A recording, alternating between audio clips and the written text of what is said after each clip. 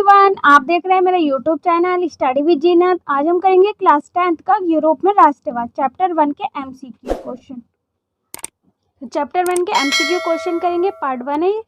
Start करते हैं। Italy एवं जर्मनी वर्तमान में किस महादेश के अंतर्गत आते हैं? इटली एवं जर्मनी वर्तमान में किस महादेश के अंतर्गत आते हैं?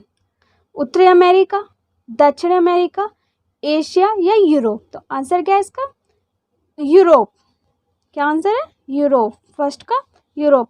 सेकंड इज फ्रांस में किस शासक वंश की पुनर्स्थापना वियना कांग्रेस द्वारा की गई? कि फ्रांस में किस शासक वंश की पुनर्स्थापना वियना किस कांग्रेस द्वारा की गई?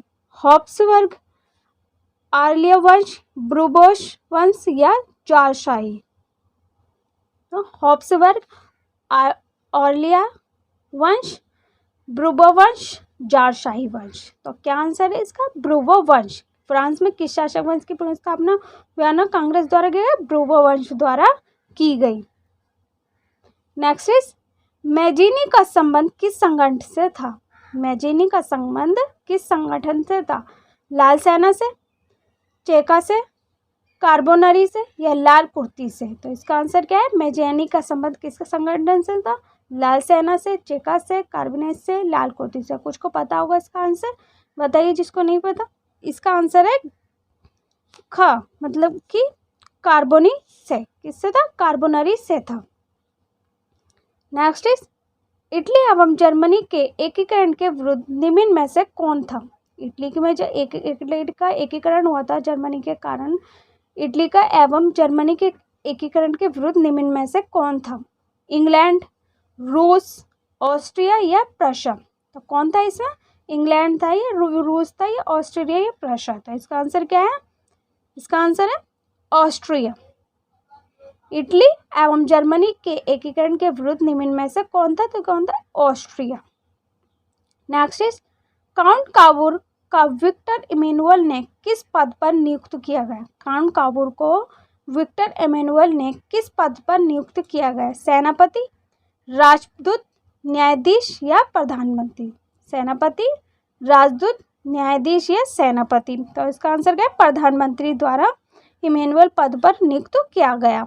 तो क्या आंसर है? प्रधानमंत्री। नेक्स्ट क्वेश्चन इज गैरिबाल्डी पेशे से क्या था? गैरिबाल्डी पेशे से क्या था? नाविक, किसान, शिक्षक या सिपाही? तो इसका क्या आंसर है? नाविक। गैरिबाल्डी पेशे से क्या था? नाविक था। तो क्या था? नाविक। नेक्स्ट क्वेश्चन है जर्मन साइन राज्य का निर्माण किसने किया है? जर्मन साइन राज्य का निर्माण किसने किया? लुई ने, नेपोलियन बोनार्ट ने या नेपोलियन तृतीय ने या बिस्मार्क ने? तो किसने किया? नेपोलियन बोनार्ट ने। जर्मन राइन राज्य का निर्माण नेपोलियन बोनापार्ट ने किया। नेक्स्ट क्वेश्चन है जालवेनिन कैसी संस्था थी? व्यापारियों की थी या सिपाहियों की या बुद्धिजीवियों की? इनमें से कोई नहीं। इसके लिए व्यापारियों की थी। जालवेनिन संस्था व्यापारियों की थी। नेक्स्ट क्वेश्चन इज रक्त एवं लोहे की नीति किसने अपनाई थी? रक्त एवं लोहे की नीति किसने अपनाई थी? गैरिबाल्डी ने, मेजिनी ने, बिस्मार्क ने या हिटलर ने? तो रक्त एवं लोहे की नीति बिस्मार्क ने अपनाई थी। किसने अपनाई थी? बिस्मार्क ने अपनाई थी। नेक्स्ट क्वेश्चन है फ्रैंकफर्ट की संधि कब हुई? फ्रैंकफर्ट की संधि कब हुई? 1864, 1866 या 1870 या 1871? फ्रैंकफर्ट की संधि कब हुई?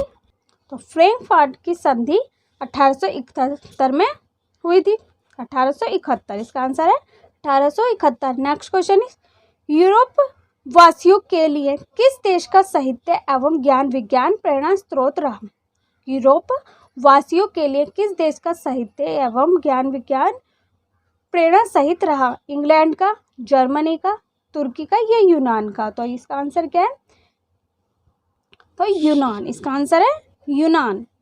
कि यूरोप वासियों के लिए किस देश का साहित्य एवं ज्ञान विज्ञान प्रेरणा सहित स्रोत रहा? तो यूनान का। नेक्स्ट क्वेश्चन इज 1829 ईस्वी की संधि किस देश के साथ हुई थी? एड्रियानोबल की संधि किस देश के साथ हुई थी 1829 में? तुर्की, यूनान, हंगरी या पोलैंड? तो ये एड्रिया यूनान संधि जो हुई थी वो तुर्की के साथ हुई थी। नेक्स्ट इज राष्ट्रवाद की अवधारणा का जन्म किस घटना से माना जाता है? राष्ट्रवाद की अवधारणा का संबंध किस घटना से माना जाता है? पुनर्जागरण से, धर्म सुधार आंदोलन से, गोरखपुर क्रांति से या फ्रांस की क्रांति से? तो इसका आंसर क्या है? पुनर्जागरण से। राष्ट्रवाद की अवधारणा का जन्म किस घटना और से माना जाता है? किस घटना से माना जाता है? पुनर्जागरण से। इसका आंसर है पुनर्जागरण। वियना सम्मेलन कांग्रेस की अध्यक्षता किसने की थी? वियना सम्मेलन कांग्रेस की अध्यक्षता किसने की थी? नेपोलियन बोनापार्ट ने या लुई 18वां, चार्ल्स एल्बर्ट ने या मेटरनिख ने? तो इसका आंसर क्या है? वियना सम्मेलन की अध्यक्षता किसने की थी? मेटरनिख ने की थी। नेक्स्ट क्वेश्चन इज वियना सम्मेलन कांग्रेस में पवित्र संघ की योजना की प्रस्तुत की थी? किसने की थी? क्या वियना सम्मेलन में पवित्र संघ की योजना किसने प्रस्तुत की थी? रूस ने, ब्रिटेन ने, फ्रांस ने या ऑस्ट्रिया ने? वियना सम्मेलन की योजना किसने की थी? ऑस्ट्रिया ने की थी। वियना सम्मेलन पवित्र संघ की योजना की थी ऑस्ट्रेलिया ने प्रस्तुत की थी। नेक्स्ट क्वेश्चन इज वियना सम्मेलन कांग्रेस कब हुआ था? और वियना सम्मेलन कांग्रेस कब हुआ था? 1769, 1804, 1831 या 1815? तो वियना सम्मेलन कांग्रेस हुआ था 1815 में। कब हुआ था वियना सम्मेलन कांग्रेस? 1815 में। Next question is Napoleon Bonaparte का जन्म कब हुआ था? अब नेपोलियन बोनापार्ट का जन्म कब हुआ था? 15 अगस्त 1769 या 15 अगस्त 1789, 15 अगस्त 1763 या इनमें से कोई नहीं? तो नेपोलियन बोनापार्ट का जन्म हुआ था तो 15 अगस्त 1769 को नेपोलियन बोनापार्ट का जन्म हुआ था। आंसर क्या है इसका? 15 अगस्त 1769। नेक्स्ट क्वेश्चन इज आधुनिक फ्रांस का निर्माता किसे माना जाता है? आधुनिक फ्रांस का निर्माता किसे माना जाता है? रॉब्सपियर, वोल्टेयर, लुई 16 और नेपोलियन बोनापार्ट? तो किसे माना जाता है आधुनिक फ्रांस का निर्माता? नेपोलियन बोनापार्ट को आधुनिक फ्रांस का निर्माता माना जाता है। किसे माना जाता है? नेपोलियन बोनापार्ट को। नेपोलियन द्वारा तैयार किए गए कानून के संग्रह को कहा जाता है? अब नेपोलियन द्वारा जो तैयार किए गए कानून हैं उसके संग्रह को क्या कहा जाता है? The law of Napoleon, Napoleon की संहिता या नेपोलियन कोड या इनमें से कोई नहीं? अब इनमें से आंसर क्या है कि द लॉ ऑफ नेपोलियन या नेपोलियन की संहिता, नेपोलियन कोड या इनमें से कोई नहीं? तो आंसर है इसका नेपोलियन कोड को। किसे माना जाता है? नेपोलियन द्वारा किए गए कानून को संग्रह को कहा जाता है नेपोलियन कोड। क्या कहा जाता है? Napoleon code.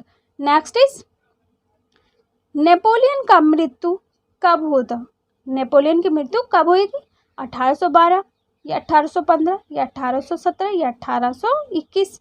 तो नेपोलियन की मृत्यु कब हुई थी? 1821 में नेपोलियन की मृत्यु हुई थी। मेटरनिख कौन था? नेक्स्ट क्वेश्चन है मेटरनिख कौन था? ऑस्ट्रिया का चांसलर या प्रशा का चांसलर या फ्रांस का सम्राट या रूस का जार? ऑस्ट्रिया का चांसलर, प्रशा का चांसलर या फ्रांस का सम्राट या रूस का जार? तो इसका आंसर क्या है? ऑस्ट्रिया का चांसलर। मेटरनिख कौन था? ऑस्ट्रिया का चांसलर था। आंसर है इसका ऑस्ट्रिया का chancellor. Next question is Metternich व्यवस्था का उद्देश्य क्या था? मेटरनिख व्यवस्था का उद्देश्य क्या था? गणतंत्र की स्थापना करना, गणतंत्र की स्थापना करना या प्रजातंत्र की स्थापना करना, पुरातन व्यवस्था की पुनर्स्थापना करना, नेपोलियन की पुनर्स्थापना करना? तो क्या आंसर है इसका? इसका आंसर है गेम, मतलब कि पुरातन व्यवस्था की पुनर्स्थापना करना। मेटरनिख व्यवस्था का उद्देश्य क्या था? पुरातन व्यवस्था की पुनर्स्थापना करना। नेक्स्ट क्वेश्चन इज किसने कहा था जब फ्रांस छींकता है तो बाकी यूरोप की सर्दी जुकाम हो जाती है? जब फ्रांस छींकता है तो बाकी यूरोप की सर्दी जुकाम हो जाता है। मेटरनिख ने, बिस्मार्क ने या मेजिनी ने या गैरिबाल्डी ने? तो किसने कहा था? मेटरनिख ने। मेटरनिख ने कहा था कि जब फ्रांस छींकता है तो बाकी यूरोप में सर्दी जुकाम हो जाता है। तो किसने कहा था? मेटरनिख ने। नेक्स्ट क्वेश्चन इज यूरोपीय सभ्यता का पालन किसे कहा जाता है? यूरोपीय सभ्यता का पालना किसे कहा जाता है? तुर्की को, यूनान को, या फ्रांस को, या इटली को। तो किसे कहा जाता है यूरोपीय सभ्यता का पालना, किसे कहा जाता है? इसका आंसर है यूनान को यूरोपीय सभ्यता का पालना कहा जाता है। नेक्स्ट क्वेश्चन है मेजिनी का जन्म कब हुआ था? मेजिनी का जन्म कब हुआ था? 1805, 1820, 1840 या 1810। तो मेजिनी का जन्म कब हुआ था? मेजिनी का जन्म हुआ था 1805 में, मेजिनी का जन्म हुआ था। नेक्स्ट क्वेश्चन इज इटली के एकीकरण का पिता किसे कहा जाता है? इटली का जो एकीकरण है उसका पिता किसे कहा जाता है? गैरीबाल्डी को, काउंट कवर को, मेजिनी को, या विक्टर इमैनुअल को। तो इटली का एकीकरण का पिता मेजिनी को कहा जाता है। किसे कहा जाता है? मेजिनी को इटली का एकीकरण का पिता कहा जाता है। नेक्स्ट क्वेश्चन इज इटली के एकीकरण का सबसे बड़ा बाधक कौन था? जो इटली का एकीकरण हुआ था उसका सबसे बड़ा बाधक कौन था? रूस को, या फ्रांस, या ऑस्ट्रिया, या जर्मनी। तो किसे कहा जाता है? ऑस्ट्रिया को इटली के एकीकरण का सबसे बड़ा बाधक माना जाता है। किसे माना जाता है? ऑस्ट्रिया को इटली का एकीकरण का सबसे बड़ा बाधक माना जाता है। Next question is young Italy नामक संस्था की गठन कब किया गया? यंग इटली नामक संस्था का गठन कब किया गया? 1831, 1834, 1860 या इनमें से कोई नहीं। तो यंग इटली नामक संस्था का गठन 1831 में किया गया। यंग इटली नामक संस्था का गठन 1831 में किया गया। Next question is young Europe नामक संस्था का गठन कब किया गया? अब यंग यूरोप नामक संस्था का गठन कब किया गया? 1931, 1934, 1860 या इनमें से कोई नहीं। यंग यूरोप नामक संस्था का गठन 1931, 1934 या 1860 इनमें से कोई नहीं। तो इसका आंसर क्या है? यंग यूरोप नामक संस्था का गठन 1934 में किया गया। यंग यूरोप नामक संस्था का गठन 1934 में किया गया। पिडमाउंट सार्डिनिया का शासक कौन था? पिडमाउंट सार्डिनिया का शासक कौन था? गैरीबाल्डी, काउंट कवर, मेजिनी या विक्टर इमैनुअल। तो इसका आंसर क्या है? घ, मतलब कि विक्टर इमैनुअल को पिडमाउंट सार्डिनिया का शासक कहा गया। किसे कहा गया पिडमाउंट सार्डिनिया का शासक? विक्टर इमैनुअल था। पिडमाउंट सार्डिनिया का शासक विक्टर इमैनुअल था।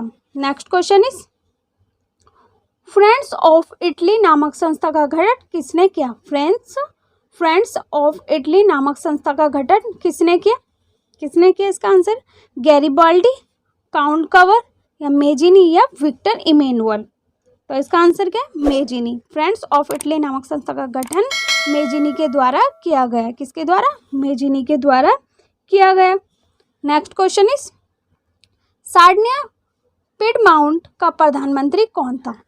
सार्डिनिया पिडमाउंट का प्रधानमंत्री कौन था? गैरीबाल्डी, काउंट कवर, मेजिनी या विक्टर इमैनुअल। तो इसका आंसर क्या है कि सार्डिनिया पिडमाउंट का प्रधानमंत्री कौन था? गैरीबाल्डी था, या काउंट कवर था, या मेजिनी या विक्टर इमैनुअल। तो 32 का आंसर है ख। क्या आंसर है इसका? Count cover. सार्डिनिया पिडमाउंट का प्रधानमंत्री था count cover. Next question is count cover का जन्म कब हुआ था? अब काउंट कवर का जन्म कब हुआ था? 1804, 1810 या 1830 या इनमें से कोई नहीं। अब काउंट कवर का तो 1810 में। काउंट कवर का जन्म कब हुआ था? 1810 में। काउंट कवर का जन्म 1810 में हुआ था। नेक्स्ट क्वेश्चन इज क्रीमिया का युद्ध कब हुआ था? क्रीमिया का युद्ध कब हुआ था? 1853 से 1854, 1807 या 1870 या 1871। क्रीमिया का युद्ध कब हुआ था? क्रीमिया का युद्ध हुआ था 1853 से 1854। क्रीमिया का युद्ध 1853 से 1854 तक हुआ था।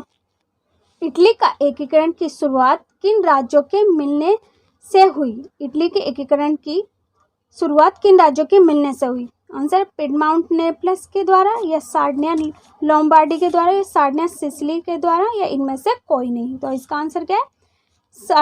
सार्डिनिया लोम्बार्डी के द्वारा इटली के एकीकरण की शुरुआत की गई। किसके द्वारा की गई? सार्डिनिया लोम्बार्डी के द्वारा इटली के एकीकरण की शुरुआत की गई। नेक्स्ट क्वेश्चन इज इटली के एकीकरण का तलवार किसे कहा जाता है? इटली के एकीकरण का तलवार किसे कहा जाता है? किसे कहा जाता है? गैरीबाल्डी को, काउंट कवर को, या मेजिनी को, या विक्टर इमैनुअल को। इटली के एकीकरण का तलवार गैरीबाल्डी को कहा जाता है। इटली का एकीकरण का तलवार गैरिबाल्डी को किया जाता है। नेक्स्ट क्वेश्चन इज गैरिबाल्डी पेशे से क्या था? जो गैरिबाल्डी था वो पेशे से क्या था? सिपाही था या वकील था या नाविक था या किसान था? तो इसका आंसर क्या है? वे नाविक था। गैरिबाल्डी पेशे से क्या था? नाविक था। नाविक था। इसका आंसर क्या है? नाविक है। नेक्स्ट क्वेश्चन इज गैरिबाल्डी ने किस नाम से सेना का गठन किया था? गैरिबाल्डी ने किस नाम से सेना का गठन किया था? किस नाम से गठन किया था गैरिबाल्डी ने? डायट से या कार्बेनरी से या लाल कुर्ती से या जालवेनी से? तो गैरिबाल्डी ने सेना का गठन किया था लाल कुर्ती से। किससे किया था? लाल कुर्ती से गैरिबाल्डी का सेना संगठन किया था। नेक्स्ट क्वेश्चन इज इटली का एकीकरण कब पूर्ण हुआ? इटली का एकीकरण कब पूर्ण हुआ? 1871, 1862, 1831 या 1853? तो इटली का एकीकरण कब पूर्ण हुआ? तो इसका आंसर है 1871। इटली का एकीकरण पूर्ण हुआ 1871। नेक्स्ट क्वेश्चन इज इटली की राजधानी कहाँ है? इटली की राजधानी कहाँ है? रोम में, सार्डिया में या नेपल्स में, या इनमें से कोई नहीं? तो इटली की राजधानी रोम में है। इटली की राजधानी रोम में है। काउंट कवर की मृत्यु कब हुई? काउंट कवर की मृत्यु कब हुई? 1871, 1862, 1831 या 1853? काउंट कवर की मृत्यु कब हुई? 1871, 1862, 1831, 1853? काउंट कवर की मृत्यु हुई थी 1862 में। काउंट कवर की मृत्यु हुई थी 1852 में। नेक्स्ट क्वेश्चन इज जालवेरिन कैसी संस्था थी? जालवेरिन कैसी संस्था थी? जालवेरिन संस्था थी गुप्त क्रांतियों की या सैनिकों की या व्यापारियों की? व्यापारियों की। जालवेरिन संस्था थी व्यापारियों की। नेक्स्ट क्वेश्चन इज रक्त एवं लोहे की नीति किसे अपनाई थी? किसने अपनाई थी? रक्त एवं लोहे की नीति किसने अपनाई थी? गैरिबाल्डी ने या मेजिनी ने, बिस्मार्क ने या हिटलर ने? गैरिबाल्डी ने या मेजिनी ने, बिस्मार्क ने, हिटलर ने? रक्त एवं लोहे की नीति अपनाई थी गैरिबाल्डी ने। रक्त एवं लोहे की नीति किसने अपनाई थी? गैरिबाल्डी ने। किसने? गैरिबाल्डी ने। नेक्स्ट क्वेश्चन इज जर्मनी की राष्ट्रीयता का संदेश वाहक किसे माना जाता है? जर्मनी की राष्ट्रीयता का संदेश वाहक किसे माना जाता है? मेजिनी को, चार्ल्स एल्बर्ट को, गैरिबाल्डी ने या नेपोलियन बोनापार्ट को? जर्मनी की राष्ट्रीय का संदेश माना जाता है संदेशवाहक, तो नेपोलियन बोनापार्ट को जर्मनी राष्ट्रीय का संदेशवाहक माना जाता है। किसे माना जाता है? नेपोलियन बोनापार्ट को। नेक्स्ट क्वेश्चन इज कार्बेनरी की स्थापना किस वर्ष हुई थी?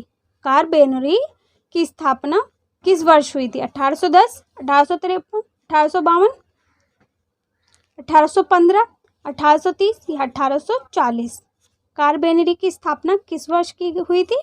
1810, 1815, 1830 या 1848? तो कब की गई थी कार्बेनरी की स्थापना? कार्बेनरी की स्थापना 1810 में की गई थी। नेक्स्ट क्वेश्चन इज सेडोवा के युद्ध में किसकी पराजय हुई थी? ऑस्ट्रिया की, प्रशा की, नेपल्स की या सार्डिया की? तो सेडोवा के युद्ध में पराजय हुई थी ऑस्ट्रिया की। किसकी हुई थी? ऑस्ट्रिया की। सेडोवा के युद्ध में किसकी पराजय हुई थी? ऑस्ट्रिया की हुई थी। किसकी हुई थी? Austria. Next question is Sedova का युद्ध किनके बीच हुआ था? सेडोवा का युद्ध किनके बीच हुआ था? ऑस्ट्रेलिया प्रशा या प्रशा डेनमार्क या प्रशा रोम या फ्रांस प्रशा? किसके द्वारा हुई थी? सेडोवा का युद्ध किनके बीच हुआ था? ऑस्ट्रिया प्रशा, प्रशा डेनमार्क, प्रशा रोम या फ्रांस प्रशा? तो किसके द्वारा की गई थी? ऑस्ट्रिया प्रशा के द्वारा के बीच हुई थी। सेडोवा का युद्ध ऑस्ट्रिया और प्रशा के बीच हुआ था। नेक्स्ट क्वेश्चन इज किसके द्वारा हुई थी? ऑस्ट्रिया प्रशा के द्वारा। नेक्स्ट क्वेश्चन इज सेडोवा का युद्ध कब हुआ था? सेडोवा का युद्ध कब हुआ था? 1848 में, 1864 में, 1866 में या 1870 में? सेडोवा का युद्ध कब हुआ था?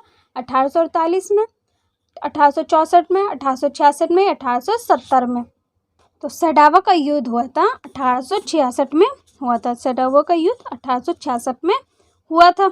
नेक्स्ट क्वेश्चन इज सेडान का युद्ध कब हुआ था? सेडान का युद्ध कब हुआ था? 1848 में, 1864 में, 1866 में या 1870 में? सेडान का युद्ध हुआ था 1870 में। सेडान का युद्ध कब हुआ था? 1870 में। सेडान का युद्ध 1870 में हुआ था। नेक्स्ट क्वेश्चन इज सेडान के युद्ध में किसकी पराजय हुई थी? सेडान के युद्ध में किसकी पराजय हुई थी? ऑस्ट्रिया की, प्रशा की या फ्रांस की या ब्रिटेन की? तो सेडान के युद्ध में पराजय हुई थी फ्रांस की। किसकी पराजय हुई थी सेडान के युद्ध में? फ्रांस की। नेक्स्ट क्वेश्चन इज किस संधि द्वारा जर्मनी का एकीकरण पूरा हुआ? किस संधि द्वारा जर्मनी का एकीकरण पूरा हुआ था? डेनमार्क की संधि के द्वारा, ग्रेस्ट्रिन की संधि या प्राग की संधि या फ्रैंकफर्ट की संधि? किस संधि द्वारा जर्मनी का एकीकरण पूरा हुआ था? डेनमार्क की संधि के द्वारा या ग्रेनिस्ट्रीन की संधि या प्राग की संधि या फ्रैंकफर्ट की संधि? तो इसका आंसर है फ्रैंकफर्ट की संधि।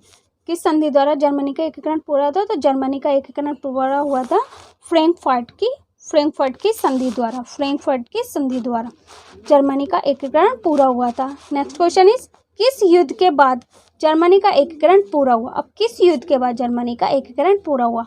क्रीमिया का युद्ध, सेडोवा का युद्ध या प्रशा डेनमार्क का युद्ध या सेडान का युद्ध? किस युद्ध के बाद जर्मनी का एकीकरण? तो जर्मनी का एकीकरण हुआ था सेडान का युद्ध के द्वारा। किसके द्वारा हुआ था जर्मनी का एकीकरण? सेडान का युद्ध के द्वारा जर्मनी का एकीकरण पूरा हुआ था। नेक्स्ट क्वेश्चन इज जर्मन राइन राज्य का निर्माण किसने किया है? जर्मन राइन राज्य का निर्माण किसने किया है?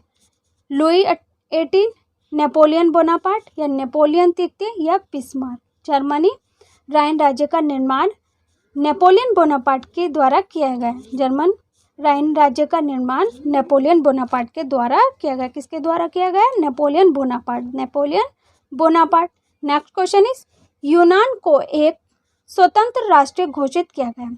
यूनान को एक स्वतंत्र राष्ट्र घोषित किया गया 1830 में ईस्वी में या 1832 ईस्वी में या 1836 ईस्वी में या 1842 ईस्वी में? तो यूनान को एक स्वतंत्र राष्ट्र घोषित किया गया 1832 ईस्वी में। यूनान को एक स्वतंत्र राष्ट्र घोषित किया गया 1832 में। नेक्स्ट क्वेश्चन इज ओटो को निम्नलिखित में कहाँ का राजा घोषित किया गया? ओटो को निम्नलिखित में कहाँ का राजा घोषित किया गया? रूस का, यूनान का, फ्रांस का या जर्मनी का? तो ओटो को कहाँ का घोषित किया गया था? रूस या यूनान या फ्रांस या जर्मनी? तो यूनान का घोषित किया गया था राजा। ओटो को निम्नलिखित में से कहाँ का राजा घोषित किया गया था? तो यूनान का राजा घोषित किया गया था। नेक्स्ट क्वेश्चन इज चार्टिस्ट आंदोलन कब हुआ था? 1815 में, 1838 में, 1836 में या 1832 में? तो चार्टिस्ट आंदोलन कब हुआ था? 1838 में चार्टिस्ट आंदोलन हुआ था। कब हुआ था? 1838 में चार्टिस्ट आंदोलन हुआ था 1838 में। Next question is Vienna Congress में कौन राष्ट्र सम्मिलित नहीं थे? वियना कांग्रेस में कौन राष्ट्र सम्मिलित नहीं थे? कौन से राष्ट्र जो थे वो सम्मिलित नहीं थे? ब्रिटेन के या रूस के, फ्रांस के, जर्मनी? तो ब्रिटेन, रूस, फ्रांस या जर्मनी? तो आंसर क्या है इसका? 57 का घ क्या के द्वारा की गई थी। नेक्स्ट क्वेश्चन इज मेटरनिख का पतन कब हुआ था? मेटरनिख का पतन कब हुआ था? 1845, 1847 या 1848 या 1849? तो मेटरनिख का पतन कब हुआ था? तो इसका पतन हुआ था 1848 में। मेटरनिख का पतन कब हुआ था? 1848। नेक्स्ट क्वेश्चन इज हंगरी की राजधानी कहाँ है? हंगरी की राजधानी कहाँ है? पेरिस में, बर्लिन में या बुडापेस्ट में? इनमें से कोई नहीं। हंगरी की राजधानी कहाँ है? पेरिस, बर्लिन या बुडापेस्ट या इनमें से कोई नहीं। तो हंगरी की राजधानी कहाँ है? बुडापेस्ट में। हंगरी की राजधानी बुडापेस्ट में। कहाँ? बुडापेस्ट में। नेक्स्ट क्वेश्चन इज 60 प्रशा का शासक कौन था? प्रशा का शासक कौन था? विक्टर इमैनुअल, विलियम प्रथम, नेपोलियन बोनापार्ट या इनमें से कोई नहीं? प्रशा का शासक कौन था? विक्टर इमैनुअल या विलियम प्रथम, नेपोलियन बोनापार्ट या इनमें से कोई नहीं। तो इसका आंसर क्या है? विलियम प्रथम के द्वारा। प्रशा का शासक था विलियम प्रथम। कौन था प्रशा का शासक? विलियम प्रथम। नेक्स्ट क्वेश्चन इज एड्रियानोपल की संधि किनके बीच हुई थी? एड्रियानोपल की संधि किनके बीच हुई थी? तुर्की और इंग्लैंड, तुर्की और फ्रांस, तुर्की और फ्रांस? क्या एड्रियानोपल की संधि किनके बीच हुई थी? आंसर है इसका तुर्की और रूस के द्वारा। एड्रियानोपल की संधि तुर्की और रूस के द्वारा हुई थी। के बीच हुई थी। किसके बीच हुई थी? एड्रियानोपल की संधि तुर्की और रूस के बीच हुई थी। नेक्स्ट क्वेश्चन इज यूनान की स्वतंत्रता संग्राम में किसकी पराजय हुई? यूनान की स्वतंत्रता संग्राम में किसकी पराजय हुई? किसकी पराजय हुई थी यूनान के स्वतंत्रता संग्राम में? यूनान की, तुर्की की या रूस की और फ्रांस की? तो आंसर है इसके तुर्की के द्वारा स्वतंत्रता संग्राम में पराजय हुई थी। यूनान की स्वतंत्रता की संग्राम में किसकी पराजय हुई थी? तुर्की की। किसकी पराजय हुई थी? तुर्की की। नेक्स्ट क्वेश्चन इज किस संधि द्वारा स्वतंत्र यूनान राष्ट्र की स्थापना हुई? किस संधि द्वारा स्वतंत्र यूनान राष्ट्र की स्थापना हुई? वियना की संधि द्वारा, एड्रियानोपल की संधि, कुस्तुनतुनिया की संधि द्वारा, प्राग की संधि द्वारा? तो इसका आंसर क्या है? एड्रियानोपल की संधि द्वारा स्वतंत्र यूनान राष्ट्र की स्थापना हुई थी। किसके द्वारा? एड्रियानोपल की संधि द्वारा स्वतंत्र यूनान राष्ट्र की स्थापना हुई थी। किसके द्वारा हुई थी? एड्रियानोपल की संधि द्वारा। नेक्स्ट क्वेश्चन इज किस देश का हंगरी पर पूर्ण आधिपत्य था? किस देश का हंगरी पर आधिपत्य था? किस देश का हंगरी पर पूर्ण आधिपत्य था? रूस पर, तुर्की पर या फ्रांस पर या ऑस्ट्रेलिया पर? इसका आंसर तुर्की नहीं है, इसका आंसर है ऑस्ट्रिया। तो किस देश का हंगरी पर पूर्ण आधिपत्य था? ऑस्ट्रिया पर हंगरी पर पूर्ण आधिपत्य था। किस पर था? ऑस्ट्रिया पर। नेक्स्ट क्वेश्चन इज जर्मनी और फ्रांस के एकीकरण के दौरान फ्रांस का शासक कौन था? जर्मनी और फ्रांस के एकीकरण के दौरान फ्रांस का शासक कौन था? नेपोलियन बोनापार्ट या नेपोलियन तृतीय या विलियम प्रथम या चार्ल्स एक्स? नेपोलियन बोनापार्ट या नेपोलियन तृतीय या विलियम प्रथम या चार्ल्स? तो इसका आंसर है फ्रांस का शासक कौन था? नेपोलियन तृतीय। जर्मनी और फ्रांस के एकीकरण के दौरान फ्रांस का शासक कौन था? नेपोलियन तृतीय था। फ्रांस का शासक नेपोलियन तृतीय। नेक्स्ट क्वेश्चन इज यूरोप का मरीज किसे कहा जाता है? यूरोप का मरीज किसे कहा जाता है? इंग्लैंड को, ऑस्ट्रिया को, जर्मनी को या तुर्की को? तो यूरोप का मरीज किसे कहा जाता है? तुर्की को यूरोप का मरीज कहा जाता है। किसे कहा जाता है? तुर्की को। तो फ्रेंड्स ये वो सभी क्वेश्चन है जो एग्जाम में पूछे जा सकते हैं। फ्रेंड्स मैंने सभी क्वेश्चन कराए जो एग्जाम में पूछे जा सकते हैं, इनमें से एक क्वेश्चन आ सकते हैं। फ्रेंड इन्हें अच्छे से कर लेना। मेरी वीडियो कैसी लगी कमेंट्स बॉक्स में लिखकर जरूर बताना। If you like the video so don't forget to like share and subscribe my channel and hit the bell icon, और अपने फ्रेंड्सों के साथ भी शेयर करना ताकि इसका प्रोडक्ट उन्हें भी हो। और अगर आप मेरे चैनल पर फर्स्ट टाइम आए तो मेरे चैनल को लाइक शेयर सब्सक्राइब करना ना भूलें, साथ में बेल आइकन को प्रेस करना ताकि हर वीडियो की लेटेस्ट अपडेट आपको टाइम पर मिलती रहे। और नेक्स्ट किस टॉपिक पर वीडियो चाहिए, कौन सा चैप्टर चाहिए, तो आप मुझे कमेंट बॉक्स में लिखकर बता सकते हैं, और कौन से सब्जेक्ट पर वीडियो चाहिए। और thanks for watching my video.